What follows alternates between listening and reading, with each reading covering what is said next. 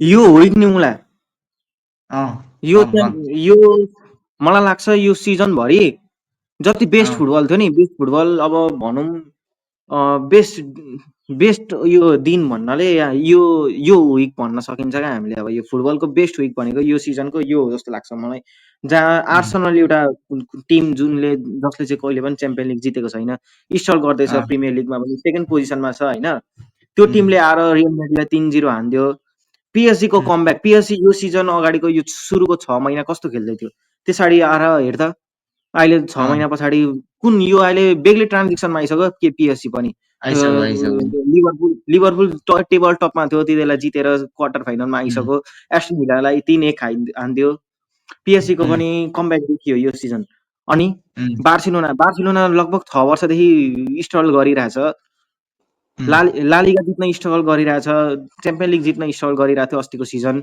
अहिले यो सिजन हेर्दा उम्, कस्तो कमब्याक गरिसक्यो र मलाई लाग्छ कि यो फुटबलको बेस्ट विक थियो क्या एउटा न्युट्रल फ्यानहरूको एकदमै लागि चाहिँ एकदमै यो विक चाहिँ बेस्ट थियो क्या एकदमै र तँलाई यो अब आर्सन र रियल माड्रिडको गेमको बारेमा कुरा गर्दा होइन उम्।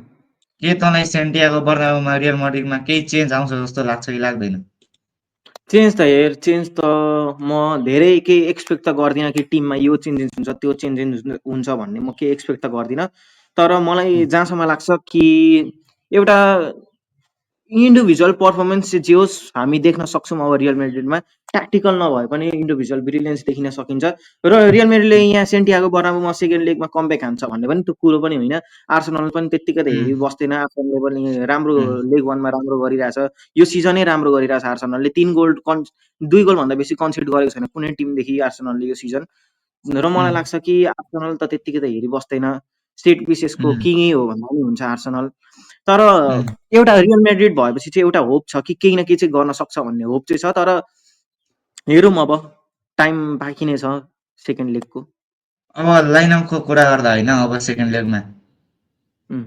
कि फेरि कार्लो एन्चेलोटीले डेभिड आलाबालाई फेरि लेफ्ट ब्याकमा खेलाउँछ जस्तो लाग्छ कि लाग्दैन तपाईँ हेर डेभिड अलाबाले योभन्दा अगाडि त कहिले लेफ्ट ब्याकमा खेलेको थिएन अभियसली होइन तर खेलेको तर थिएन तर कुरो के हो भन्नाले अब सेकेन्ड चान्स त दिन सकिन्छ हेर उम्, सबैले सुरुमै त बेस्ट प्लेयर लेफ्ट ब्याक आउने बित्तिकै बेस्ट प्लेयर त भलभर्दे जस्तो त बन्न सक्दैन कि भलभर्दे उम्, मिडफिल्डबाट सिधै राइट ब्याकमा आयो राइट ब्याकको बेस्ट प्लेयर भयो भन्नाले त्यस्तो त सबैकोमा हुँदैन होइन तर उम्, मलाई जहाँसम्म लाग्छ कि फ्रान गार्सियालाई हाल्न सक्छ मलाई जहाँसम्म लाग्छ होइन अँ, मेन्डी त इन्जर्ड छ उम्, होइन उम्, मेन्डी इन्जर्ड छ कि डेभिड अलाबालाई पनि सेकेन्ड चान्स त दिन सक्छौँ अब अँ, कामाभिङ्गाले दुईवटा वाल्डो कार्ड खाएर अब सेकेन्ड लिग मिस गर्छ कामाभिङ्गा त हुँदैन टोचमिनी उम्, सायद हामी सिडिएममा देख्न सक्छौँ रुडिगर र उम्, एसएनसिओको फेरि हामी एउटा कम्बाइन्ड डुओ देख्न सक्छौँ र उम्, मलाई जहाँसम्म लाग्छ कि अब हामी यो गेम हाम्रो लागि यो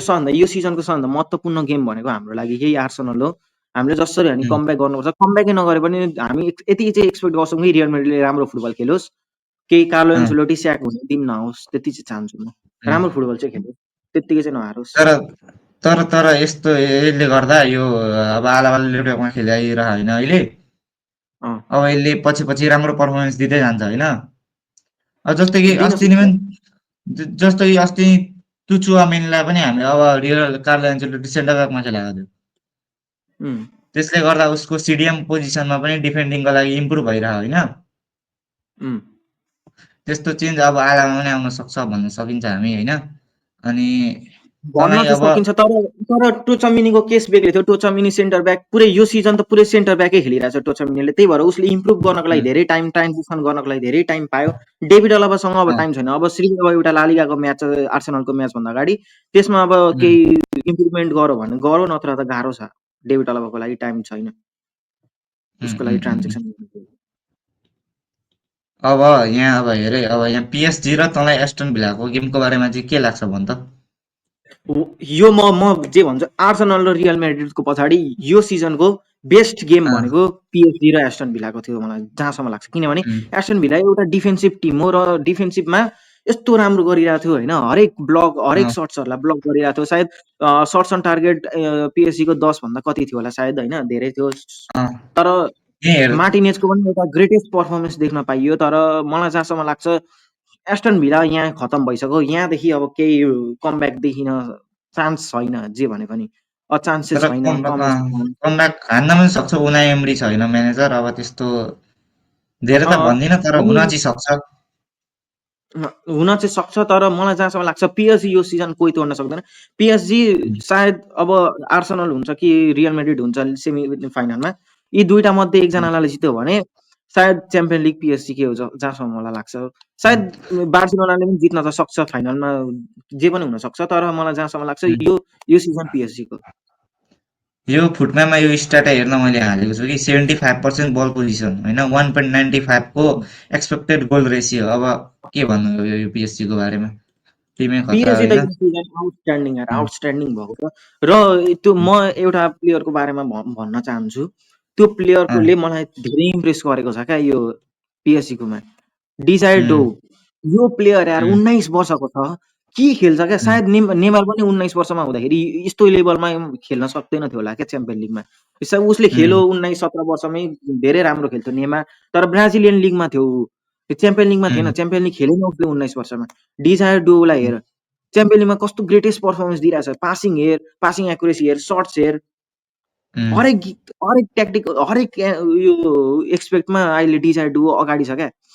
फुटबललाई अहिले सेभ गरेकै भनेको ल्यामिन यामाल, पेड्री, डिजायर डो, यस्तो प्लेयरहरूले फुटबललाई सेभ गरिरहेछन् क्या।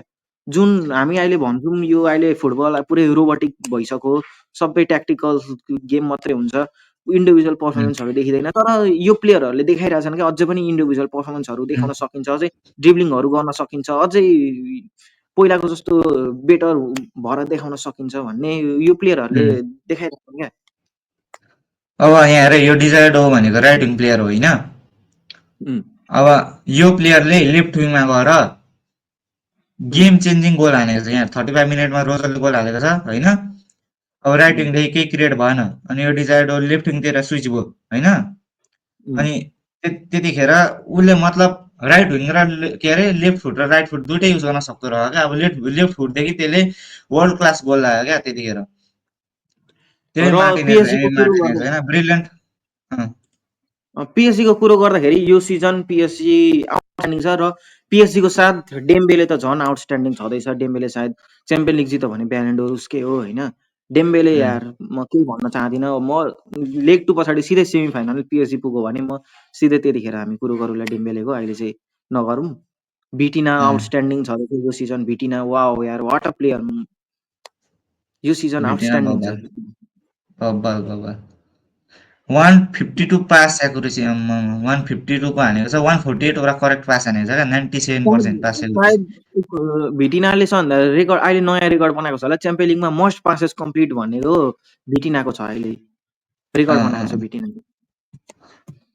त्यसकै साथ बायर्न म्युनिक र इन्टरको कुरा गर्नुभन्दा होइन, अब यो गेमको बारेमा त के भन्न चाहन्छस्? के इन्टरले आफ्नो विन लिइसक्यो त? अब उनीहरूको होममा गेम हुँदैछ होइन। अब बायर्नले अब त्यस्तो यो सिजन त त्यस्तो खास खेलेको छैन, र निकै प्लेयरहरू पनि इन्जन छ। एल्फोन्सो डेभिसले एसिएल भएको छ, जाल मुसियाला छैन होइन। के तँलाई यो गेममा के इन्टरले विन सेक्योर गरे जस्तो लाग्छ कि लाग्दैन? हेर, अभियसली बायर्न म्युनिकको केही पनि भन्न सक्दैन, कमब्याक पनि गर्न सक्छ अभियसली होइन। बायर्न म्युनिकसँग बेस्ट एट्याकरहरू छन्, तर मलाई जहाँसम्म लाग्छ म यो सिजन पिएसजी बाहेक, बिएसजी बार्सिलोना बाहेक अरू कोही टिमसँग म इम्प्रेस भएको भनेको यो सिमोन इन्जागीको इन्टर मिलान हो। कस्तो राम्रो फुटबल। हामी कुनै दिन यो टिमको बारेमा बेग्लै एनालाइसिस गरौँला होइन, त्यतिखेर मजाले भनौँला यिनीहरूको एनालाइसिस गरेर। तर अहिलेको लागि म यति नै भन्न चाहन्छु कि यो टिम यत्तिकै त रोकिँदैन, सेमी फाइनलसम्म त रोकिँदैन। सायद हामी सेमी फाइनलमा बार्सिलोना र इन्टर मिलानसँग केही हामी क्लास देख्न सकियो भने चाहिँ हामी बेस्ट फुटबल, यो सिजनको बेस्ट फुटबल हामी त्यही म्याचेसमा देख्न सकिन्छौँ जस्तो लाग्छ। किनभने बार्सिलोना एउटा एट्याकिङ टिम हो र इन्टर मिलान एउटा डिफेन्सिभ टिम हो, र एउटा राम्रो टिम गेम निक्लिन्छ जस्तो लाग्छ मलाई यी दुईटा बीच। इन्टरको कुरा गर्दा उनीहरूले पनि आर्सेनल जस्तै त्यो 2 भन्दा बढी त गोल त्यस्तो कन्सिडरै गरेको छैन होइन गेममा। र ब्यारेलाको कुरा गर्दा यो पनि currently one of the best मिडफिल्डरमा गनिन्छ। यो यो सिजनमा जेन इन्टर मिलानले धेरै इम्प्रुभ गरेको छ। यो इन्टर मिलानको यो सिजन सायद च्याम्पियन लिग जित्यो भने ट्रेबल जित्ने पनि चान्स छ। लिग गेम त जित्नै सक्यो भन्दा नि हुन्छ। अब 8 म्याचेस मात्रै बाँकी छ। सायद इन्टर मिलानले लगिसक्यो भन्दा नि हुन्छ। कम्पिटिसन छैन। कोसँग कम्पिटिसन? नेपोली पछाडि छ होइन त्यसको पछाडि? यसपालि इन्टरको नेपोलीसँग पछाडि। छ। त्यस्तै हो गेमको बारेमा। अब बार्सिलोनाको र डोर्टमन्डको कुरा गर्ने भन्दा तँले गेम हेरेको हेर होइन? अब तँ अब भन म यहाँ के अभियसली म एउटा रियल म्याड्रिड फ्यान हो होइन। मैले यो सिजन रियल म्याड्रिडको कुनै एउटा डेडलिएस्ट गेम त देख्न सकेको छुइनँ मैले अभियसली होइन। तर यो सिजन म भन्छु बार्सिलोनाको सिजन हो। म केही भन्नै पर्दैन अभियसली बार्सिलोनाको बारेमा। बार्सिलोना के गर्छन् कसो गर्छन् सबैलाई थाहा नै छ। केही भन्नै पर्दैन।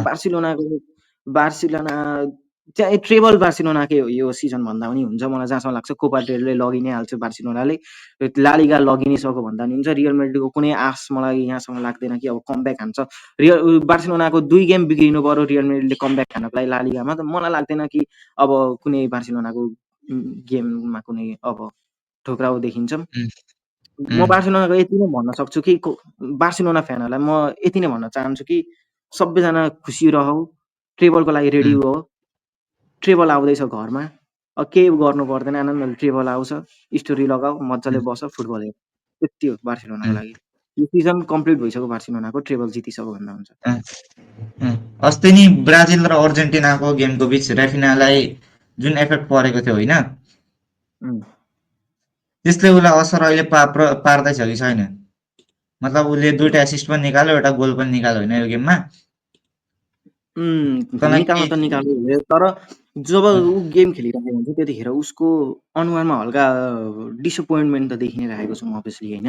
ऊ ह्याप्पी छैन ऊ आफ्नो गेमदेखि। अस्तिको 2टा गेम त्यो बार्सिलोना र ब्राजिल र अर्जेन्टिनाको म्याच भएदेखि ऊ केही राम्रो त्यस्तो राम्रो पर्फर्मेन्स त देखिएको छैन। यो जुन उयसले गोल हाल्नु त्यो पनि गोल एउटा त कुबार्सीको उसले लगेको हो।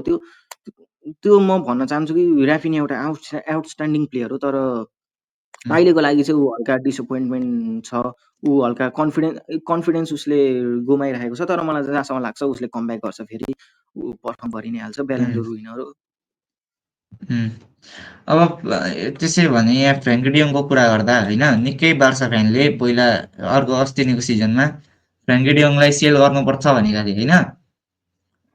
र हान्सी फ्लिकले फ्रेन्की डियोङलाई आफ्नो टिममा राख्न चाह्यो। र उसले अहिले यहाँ पर्फर्मेन्स देखाउँदा तँ यसमा के भन्न चाहन्छस्? यतिको पर्फर्मेन्स म त हेर म एउटा रियल म्याड्रिड फ्यान हो। म केही पनि भन्न चाहदिनँ होइन। जति भन्नुपर्ने हो बार्सिलोना फ्यान्सहरूले भनिसके। फ्रेन्की डियोङ एउटा डेडलिएस्ट प्लेयर हो। म केही नै भन्न चाहदिनँ क्या। फ्रेन्की डियोङ, पेड्री, कुबार्सी, इनिगो मार्टिनेज यो प्लेयरहरू भनेको गेम चेन्जरहरू हुन् बार्सिलोनाको लागि। सो म केही भन्न चाहदिनँ। अब हेर लेग 1 त सकिसक्यो होइन। अब कुनै कति म्याचेसहरूमा रिजल्ट त देखिएको छैन। अब लेग 2 मा जे पनि हुनसक्छ। त लेग 2 मा यो अब जुन हुनेवाला 4वटा म्याचेस छ के एक्सपेक्ट गर्छस् कि के चेन्जेसहरू हुन्छ? के लाइनअपमा चेन्जेसहरू हुन्छ? कस्तो ट्याक्टिकमा चेन्जेसहरू हुन्छ जस्तो लाग्छ तँलाई? अब सुरुमा हामी रियल माड्रिड र आर्सेनलको कुरा गर्दा होइन, यो गेममा भनेको मलाई त आर्सेनलले विन द सेक्योर गरे नै जस्तो लाग्यो होइन। अब 90% चाहिँ आर्सेनललाई दिन्छु म, 10% चाहिँ रियल माड्रिडलाई दिन्छु होइन। अब लाइनअपको कुरा गर्दा भनेको चुआमेनी स्टार्ट गर्न सक्छ। कामाभिङ्गा त लगभग खेल्दैन। अनि राइट ब्याकमा भाल्भर्दे नै हुन्छ। अनि लेफ्ट ब्याकमा के अरे फ्रान गार्सिया खेल्न सक्छ होइन। अनि जस्तो कि यो गेमको कुरा गर्दा मतलब अब सेन्टियागो बर्नाब्यूमा गेम छ। तर यहाँ जे पनि हुनसक्छ होइन। मेन्चेस्टर सिटीको सायद त अस्ति नै सिजनमा नि केही त खत्रै चिज भएको थियो यो सेन्टियागो बर्नाब्यूमा। र यसपालि पनि आर्सेनलसँग पनि देखिन सक्छ। तर मलाई चाहिँ त्यस्तो खास त लागेन होइन। आर्सेनलले विन सेक्योर गरे जस्तो लाग्यो। अब जे हुनसक्छ सेन्टियागो बर्नाब्यूमा हो, केही भन्न सकिँदैन। अब जस्तै र यो बायर्न म्युनिख र इन्टरको कुरा गर्दा चाहिँ होइन, अब 1-2 को भिक्ट्री छ। अब बायर्न म्युनिखकै होममा आएर इन्टरले 1-2 को भिक्ट्री ल्याउनु भनेको ठुलो कुरा हो होइन। अब बायर्न म्युनिख अब उनीहरूको इन्टरको होममा गएर मलाई त्यस्तो खास कुरो त्यस्तो गोल्ची त्यस्तो हानेर जित्छ जस्तो चाहिँ लाग्दैन। किनकि अब इन्टरको यही कुरा गर्दा यिनीहरूको डिफेन्स लाइन निकै खतरा। अब मिडफिल्डरमा छुल्नानोलु मलाई डिफेन्सिभ मिडफिल्डरमा बेस्ट मिडफिल्डर हो करेन्टली होइन। टेक्लेन राइस, छुल्नानोलुमा यो मलाई चाहिँ बेस्ट मिडफिल्डर डिफेन्सिभ मिडफिल्डर लाग्छ। र बायर्न म्युनिखको तर एक्सपिरियन्सको कुरा गर्दा उनीहरूले 6 टाइम च्याम्पियन भएका छन् च्याम्पियन लिगको, र त्यसले गर्दा केही एक्सपिरियन्सको कुरा गर्दामा चाहिँ केही बायर्नले गेम फेरि पल्टाउन सक्छ पनि जस्तो लाग्छ। तर यही कुरा गर्दा 2.30 को एक्सपेक्टेड गोल रेसियो थियो। अब त्यसमा बायर्न म्युनिखले एक मात्र गोल हानेछ भनेपछि तिनीहरूको अब डिफेन्सको कुरा गर्दा इन्टरको निकै खतरै डिफेन्स हो होइन। अब उनीहरूले 20 सट अन टार्गेट दिएका छन्, 7 सट अन के अरे 20 टोटल सट दिएका छन्, 60 सट अन टार्गेट दिएका छन्। त्यसमा अब इन्टरको गोलकिपरको कुरा गर्दा ऊ एकदम खतरा गोलकिपर हो। र यस्तो सिचुएसन अब उनीहरूको होममा गेम छ र इन्टरले पनि निकै एट्याक गर्न खोज्छ, र त्यसमै अब इन्टरले गेम पनि त्यही एक गोल हाल्यो भने त्यही गेम सिल हुन्छ होइन। इन्टरलाई अब अरू धेरै त गोल हाल्न सकिँदैन, 2 भन्दा बढी गोल हाल्न सक्दैन, त्यही भएर यो गेम यही सिल हुन्छ जस्तो लाग्दैछ होइन। अनि तँलाई यो बार्सिलोना र डर्टमन्डको यो जुन 4-0 भयो लिग 1 मा तँलाई के लाग्छ कि अब भान्जीले कस्तो लाइनअप खेलाउँछ? किनभने बार्सिलोनाले लगिसक्यो भन्दा हुन्छ, डर्टमन्डलाई जितिसक्यो भन्दा हुन्छ, र के लेग 2 मा आफ्नो प्लेयरहरू रेस्ट गराउँछ जस्तो लाग्छ तँलाई? के हुन्छ? मलाई अब भनेको अब डेनी ओल्मो इन्जुरीदेखि आउँछ होइन, ब्याक आउँछ, र त्यसमा फर्मिन लोपेज नभए गाबीलाई नखेलाइकन डेनी ओल्मोलाई खेलाउन सक्छन्। अब गाबीलाई प्ले टाइम मिलेको छैन, अब ऱ्याफिनालाई रेस्ट दिएर गाबीलाई त्यो पोजिसनमा पनि राख्न सक्छ होइन हान्सी फ्लिकले। र पेड्रीलाई निकाल्ने चान्स त भएन, पेड्रीलाई निकाल्यो भने गेम नै मलाई पल्टिन्छ जस्तै लाग्छ। अनि अर्को भन्दा इनिगो मार्टिनेज भनेको मतलब अफसाइड ट्र्यापमा यो मान्छेले निकै हेल्प गरेको छ। यसको साटो अब यसलाई पनि अब टाइम त दिनु पर्यो, बाँकी इन्जुरीहरू भयो भने पछिको लागि अब सेमी फाइनलको लागि ऊ रेडी हुन सक्दैन होइन। त्यसैले इनिगो मार्टिनेज अराउलाई खेलाउँदा मलाई ठिक लाग्छ। अनि लेभेन्डस्कीलाई पनि रेस्ट दिनुपर्छ, मतलब फर्यान टोरेसले सब्स्टिट्युटदेखि आएर पनि निकै गोल हानिसकिरह, त्यसैले अब फर्यान टोरेसलाई नै चान्स दिँदा हुन्छ। अब बायर्नको त लास्टको अब लामो भिडियो धेरै लामो भइसक्यो, अब हामी लास्टमा अब पिएसजी र एस्टन भिलाको कुरो गरिदिइहालौँ न छोटो कुरोमा। अब पिएसजी र एस्टन भिलाको कुरा गर्ने भन्दा अब एस्टन भिलामा पनि राम्रो प्लेयर छन्, रेसफोर्ड छ होइन, अर्को मार्को एसेन्सियो छ होइन। अब उनीहरूकै होममा गेम छ भने यो गेम मलाई हल्का डाउटफुल चाहिँ छ, केही चेन्ज गर्न सक्छ एस्टन भिलाले, किनकि उनीहरूको म्यानेजरै खतरा हो उनाई एमरी, मतलब मिड टेबलको अब टिमको लागि ह्यान्डल गर्नको लागि उनाई एमरी भनेको सबभन्दा खतरा म्यानेजर हो होइन। अब यो गेममा तर पिएसजीको अहिलेको फर्मको कुरा गर्दा यो टिमलाई कसैले जित्न सक्दैन जस्तो लाग्छ मलाई होइन करेन्टली।